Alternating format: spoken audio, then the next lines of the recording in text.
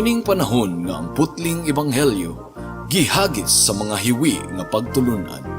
Kinahanglan mo barug ang mga tinun-an ni Kristo sa pagpakigbisog sa paglaban sa pagtuo, nga magkausa ug alang sa tanang panahong gihatag sa Dios ngadto sa iyang katawan.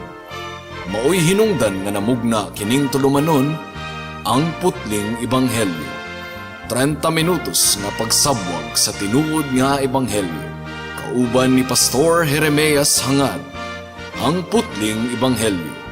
Tulumanon nga gihatod kaninyo sa Herald of Grace Radio Ministries Philippines. Ang putling ebanghelyo.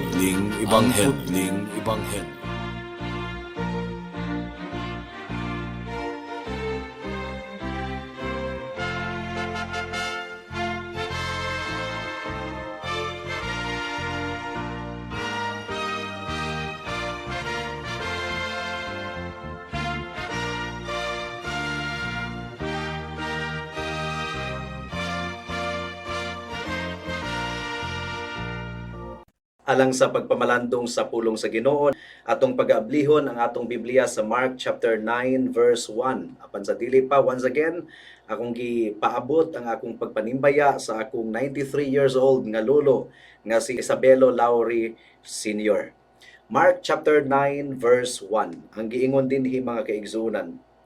Unya miingon siya, timan ikini, pipila kaninyo dinhi, dili mamatay hangtod nga makita nila ang pag-abot sa gingharian sa Dios.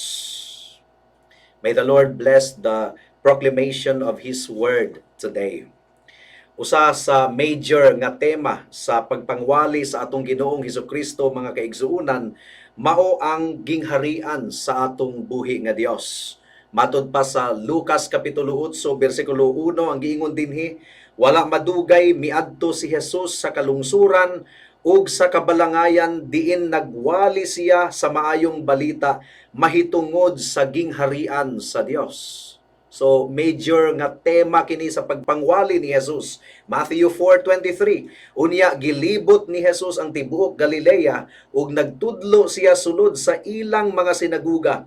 Nagwali sa maayong balita bahin sa gingharian sa Dios ug nag-ayo sa mga masakiton. Again, ang tema sa pagpangwali ni Jesus mahitungod sa gingharian sa Dios. Ug ang mga sumbingay sa atong Ginoong Hesukristo nagsugod sa the kingdom of God is something like this. Matthew chapter 13 verse 24. Unya misugilon si Jesus kanilag laing sambingay.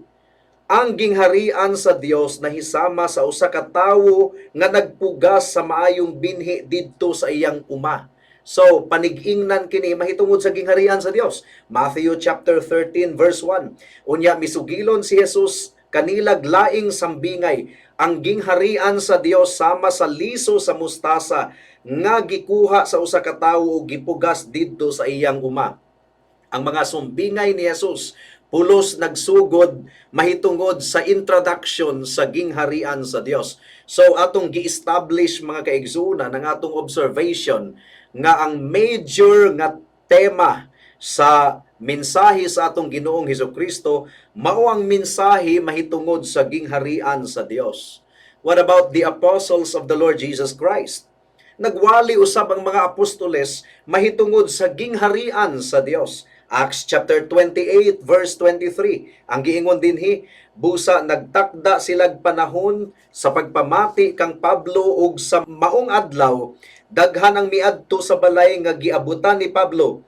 Gikan sa buntag hangtod sa gabii, iyang gipasabot ngadto kanila ang mensahe ug gipamatud-an ang mahitungod sa gingharian sa Dios. So ang tema sa pagpangwali ni Pablo mahitungod sa gingharian sa Dios. Naninguha usab siya nga mutuo sila kang Hesus pinasikad sa balaod ni Moises ug sa mga sinulat sa mga propeta.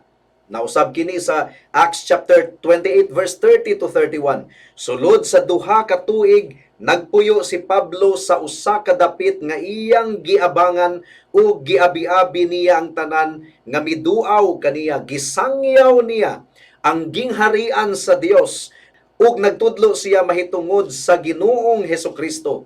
Gihimo niya kini sa dakong kaisog ug walay nakasanta kaniya. So definitely Paul was also preaching about the kingdom of God.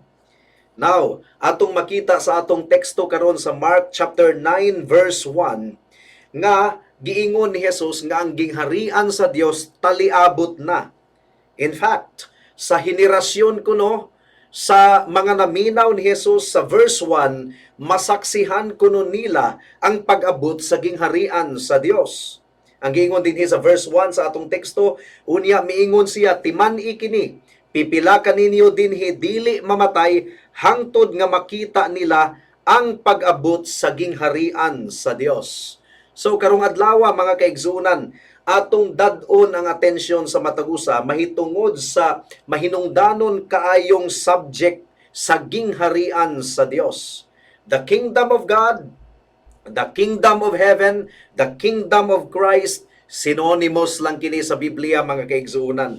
Usa lamang ang but ipasabot niini. Dunay duha ka bahin ang atong pagtuon. Una, the description of God's kingdom, ang paglarawan sa gingharian sa Dios. Ikaduha, unsa man gyud ang tudlo ni Jesus or pagtulunan ni Jesus mahitungod sa gingharian sa Dios. Unahon nato ang unang punto, the description of God's kingdom. Well, first of all, ang gingharian sa Dios, klaro kaayo ang description sa Biblia. Klaro kaayo ang paglarawan sa Biblia mahitungod sa gingharian sa Dios. Kung atong hisgutan ang gingharian sa Dios, atong gihisgutan ang pagdumala sa atong buhi nga Dios. Atong gihisgutan ang dominion sa atong buhi nga Dios. Ang iyang pamunuan, ang iyang gingsakupan mga kaigsuunan. Ang unang pag-abot ni Hesukristo or ang unang pag-anhi ni Jesus dinhi sa kalibutan, katumanan kini sa gitagna sa karaang tugon. Mo kini ang gilauman sa Israel.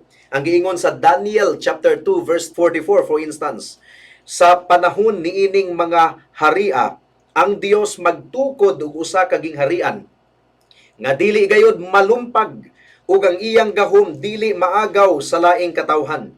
Dugmukon niya kining mga ginghariana ug kini maoy ilang katapusan ug kining maong gingharian mubarog hangtod sa kahangturan.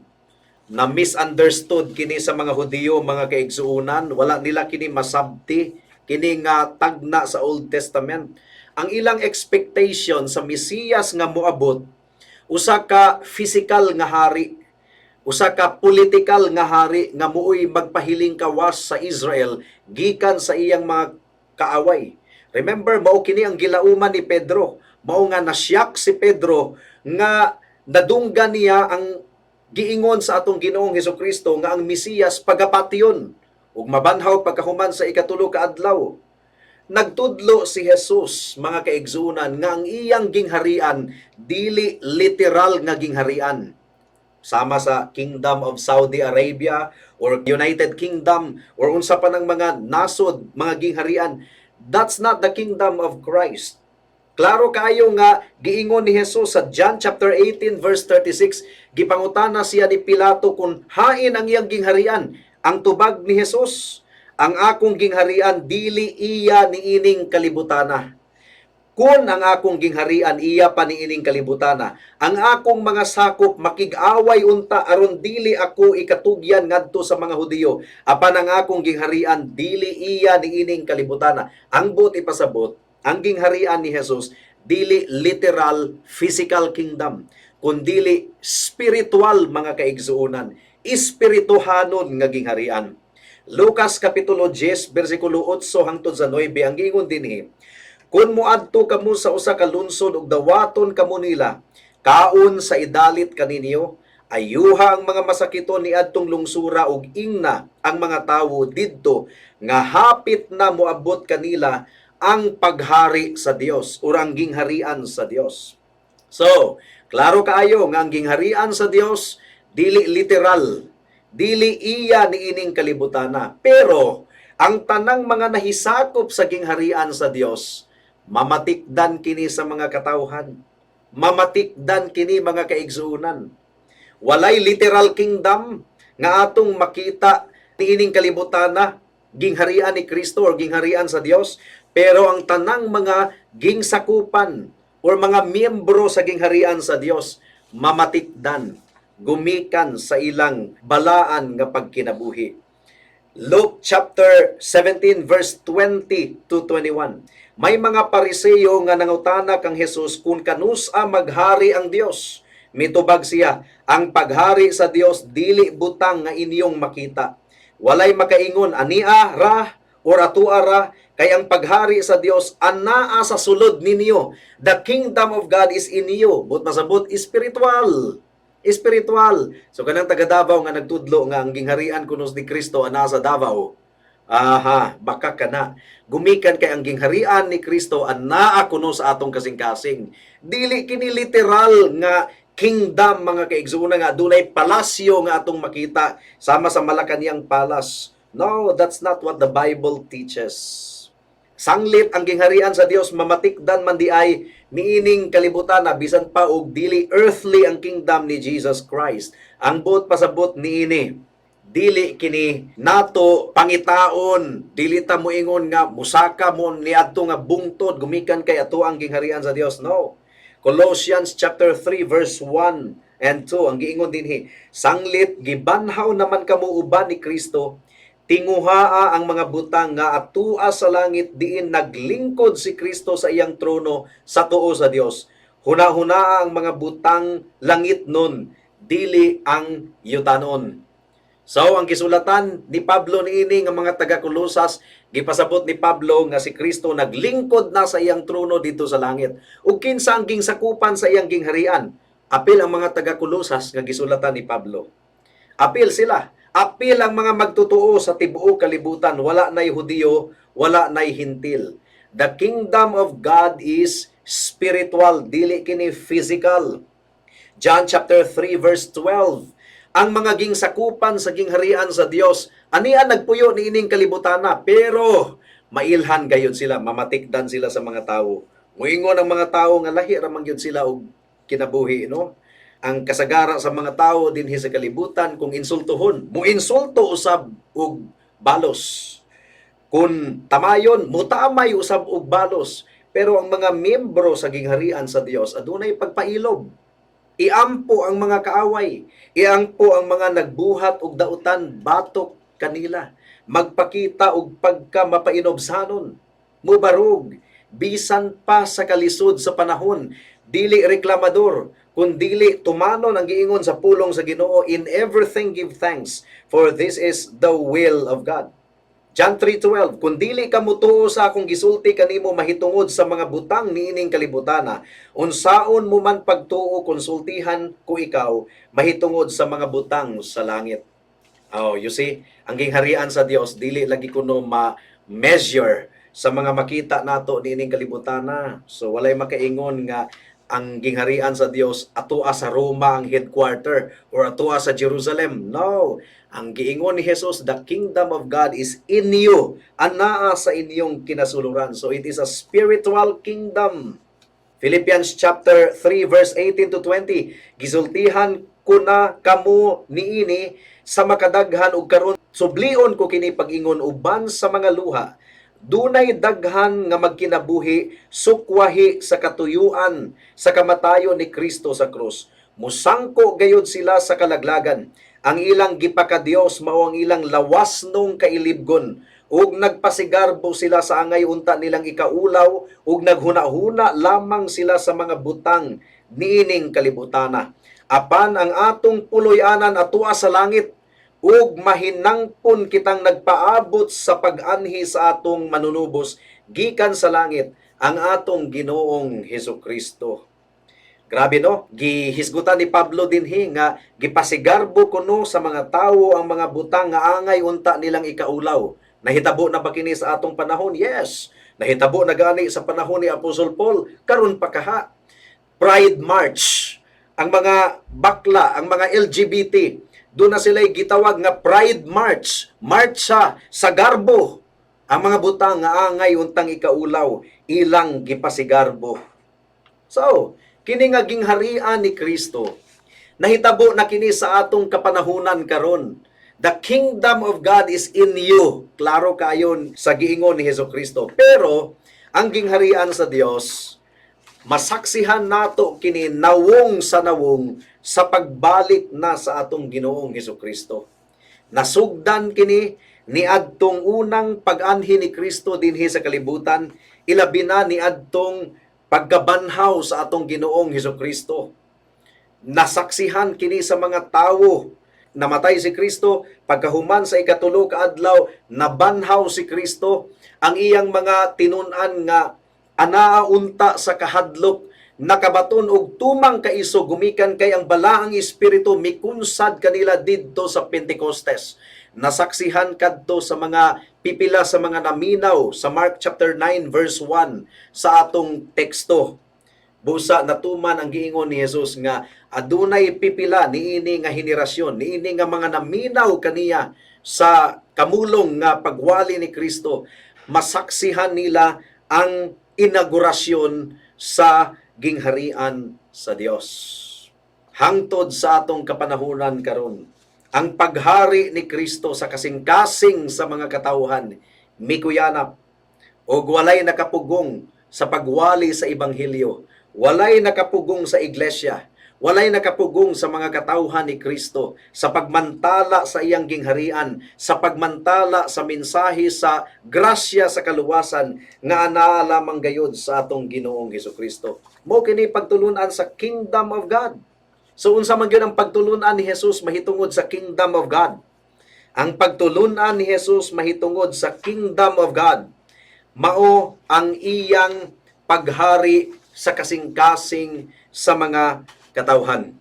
Adunay nagaingon nga ang transfiguration kuno ang but pasabot sa atong teksto sa Mark chapter 9 verse 1. O simple pod, gumikan kay sa transfiguration, unsa nato ipasabot nato ang transfiguration ha. Misaka si Jesus sa bungtod o gikuyog niya si Pedro, si Juan ug si Santiago.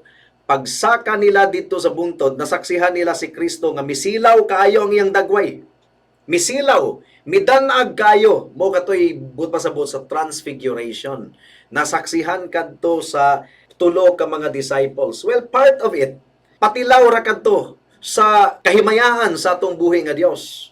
Natilawan nila temporarily sa daling panahon, mga kaigsuunan. Pero dili kadto ang katumanan sa Mark chapter 9 verse 1. Aduna usab nagaingon nga ang katumanan kuno sa Mark chapter 9 verse 1 nahitabo kuno kadto sa pagkagunob sa Jerusalem niadtong AD 70. Well, that's part of it, mga kaigsuunan.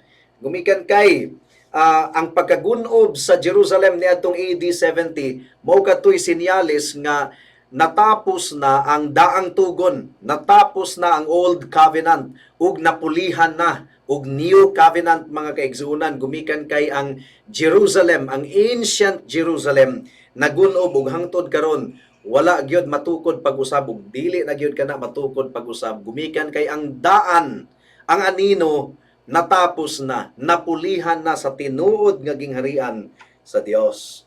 Pero ang katumanan gayud sa Mark chapter 9 verse 1, mao ang inaugurasyon sa paghari ni Kristo human sa iyang pagkabanhaw, sa iyang pagsaka sa langit. Gumikan kay ang giingon sa atong teksto o ang giingon sa Biblia, misaka si Kristo sa langit ug milingkod sa tuo sa atong buhi nga Dios. Milingkod siya.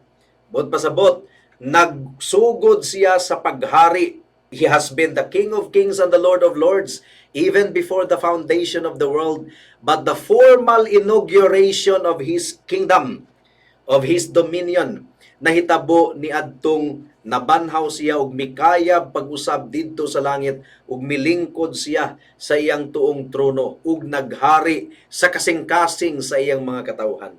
Naghari na ba si Kristo karon? Oh yes. The kingdom of God is in you. Ug ang tanang mga sakop sa gingharian sa Dios magkinabuhi gayod nga balaan sa iyang atubangan.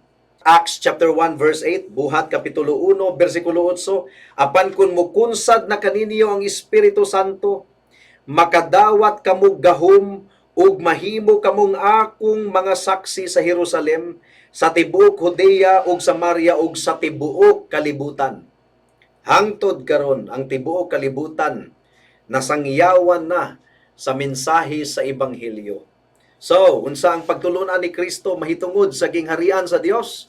Ang gingharian sa Dios dili physical, dili political, kundili ang gingharian sa Dios spiritual, ug mamatikdan ang paghari sa Ginoo sa mga katawhan, sa kasing-kasing sa mga katawhan, gumikan sa bag-o nilang kinabuhi. Matud pa sa 2 Corinthians chapter 5 verse 17, if anyone is in Christ, he is a new creation. Ang mga Pilipino, bisag asa kapunta mga kaigsuunan, mailhan gyud nimo ang mga Pilipino. Walay duda ang mga Pilipino, mailhan gyud. Kung mo sit-sit ka sa mga Pilipino, kung kinsa ang mulingi, Pilipino na. Bisan pag-asang dapita sa kalibutan, amo kanang gitun-an sa sociology class namo mga kaigsunan. Dili ang language gumikan kay daghang mga Amerikano or daghang mga langyaw nga makahibalo pod musulti og Pilipino. Pero ang Pilipino bisag asang dapit sa kalibutan mailhan kay sit-sita nimo mulingi gayod. Gumikan kay diri sa Pilipinas ang sit-sit but pasabot atong gitawag kanang tawhana. Ang giingon ni Kristo, ang mga sakop sa gingharian sa Dios mailhan gayod, mailhan. Adunay bunga sa balaang espiritu, adunay gugma sa ilang kasing-kasing, adunay pakigdait, adunay pagpasaylo, adunay pagkamanggihinatagon, adunay kaayo. In other words, adunay bunga sa balaang espiritu. Ang mga butang nga nahisupak sa balaod sa Dios, ang mga pagpanapaw, pagpamalikas, pagpanamastamas, ang mga bisyo, ang mga kahilayan, gibiyaan na, gumikan kay si Kristo na ang naghari sa ilang kasing-kasing. Ang mga kahilayan, ang mga kalibutanong butang mga kaigsunan, gibiyaan na, mo nga mamatikdan gayod ang tanang mga nahisakop sa gingharian sa Dios. Pamalandungi kini mga kaigsunan. So, ang pangutana niini, kumusta ang imong kinabuhi? Kumusta ang imong kinabuhi? Nahisakop ka na ba sa gingharian ni Kristo? Nahisakop ka na ba sa gingharian sa Dios? Gumikan kay duha lamang kagingharian, aduna niining kalibutana. Aduna lamay duha ka gingharian niining kalibutana. Gingharian sa Dios o gingharian ni Satanas. Ug ang tanang mga lumulupyo usab sa gingharian ni Satanas, mailhan usab, mamatikdan usab, nagkinabuhi sa kasalanan. Mao kini kalainan sa gingharian sa Dios o gingharian ni Satanas mga kaigsunan. Galatians chapter 5 verse 19. Magsugod kita og basa sa verse 19. Galatians chapter 5 verse 19. Adunay kalainan ang gingharian sa Dios o gingharian ni Satanas. Ang giingon dinhi, sayon kaayo pag-ila sa buhat sa tawhanong kinaiya. Makita kini diha sa salawayon nga pagpakighilawas, hugaw ug hilas nga mga buhat, ingon man sa pagsimba sa mga Dios-Dios ug sa pagpamarang. Makita usab kini sa pagdinumtanay, pagbingkil-bingkil sa kasina, sa kapungot, sa kahakog, sa pagkabahin-bahin, pagkamasinahon, pagkapalahubog, pagkamapatuyangon sa lawas nung kaibog, ug uban pang mga butang nga sama niini. Busa pasidan-an ko kamo, sama sa akong gihimo kaniadto ang magbuhat niining mga butanga walay dapit sa gingharian sa Dios. So you see, mailhan nato ang nahisakop sa gingharian sa Dios ug wala nahisakop sa gingharian sa Dios. Verse 22, apan ang Espiritu naghatag og gugma, kalipay, kalinaw, pailob, kaluoy, kaayo, pagkamatinud-anon, pagkamapaubsanon ug pagkamapinugnanon sa kaugalingon. Kining mga butanga wala mahisupak sa bisan unsang balaod. Nakuha nato mga kaigsuunan. Klaro di kayo sa tanan ang kalainan sa gingharian sa Dios o gingharian ni Satanas. Ang mga lumulupyo sa gingharian sa Dios ug mga lumulupyo sa gingharian ni Satanas. Titus chapter 3 verse 3 ang giingon dinhi mga kaigsuunan. Ang Titus chapter 3 verse 3, kay kaniadto kita usab mga buang-buang, masupilon og nangasaag, naulipon kita sa mga kaibog ug sa tanang matang sa kahilayan ug nagkinabuhi sa pagkadautan ug pagkamasinahon. Ang uban nasilag kanato ug ato usab silang gikasilagan, apan gipadayag sa Dios nga atong manluluwas ang iyang kaluoy ug gugma. Giluwas kita niya kini dili tungod sa bisan unsang maayo nga atong nabuhat, kundili tungod sa iyang kaluoy. Giluwas kita niya pinaagi sa paghugas kanato aron kita matawo pag-usab ug makabaton og bag-ong kinabuhi diha sa Espiritu Santo.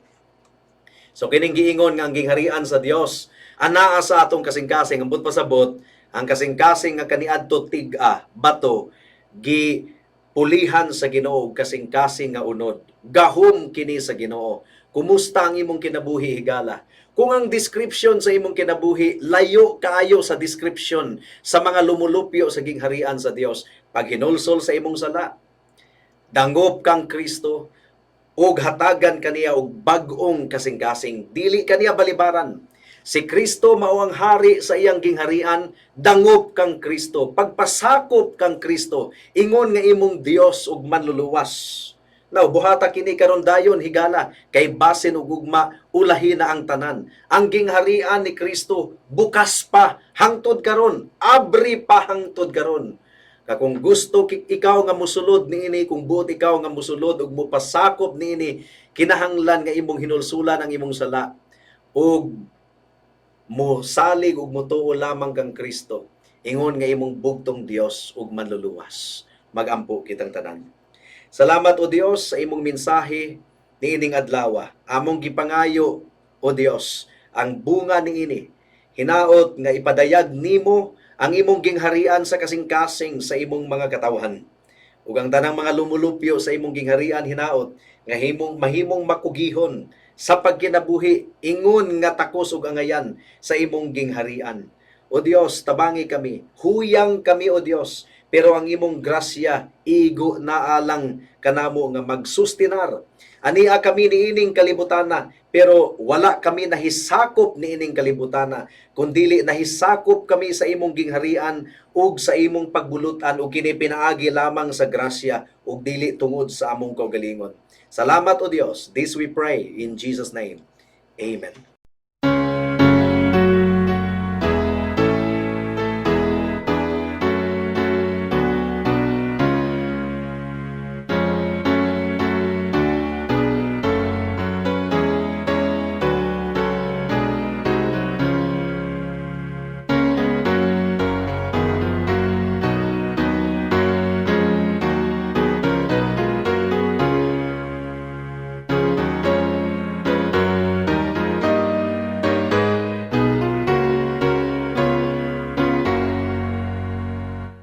I heard the voice of Jesus say, "Come unto me and rest. Lay down the weary one, lay down thy head upon my breast." I came to Jesus as I was weary and worn and sad. I found in Him a resting place, and He has made me glad. I heard the voice of Jesus say, "Behold, I freely give the living water, thirsty one, stoop down and drink and live." I came to Jesus and I drank of that life-giving stream. My thirst was quenched, my soul revived, and now I live in Him. I heard the voice of Jesus say, "I am this dark world's light. Look unto me, thy morn shall rise, and all thy day be bright." I looked to Jesus Jesus, and I found in Him my star, my sun. And in that light of life I'll walk till traveling days are done. Amen.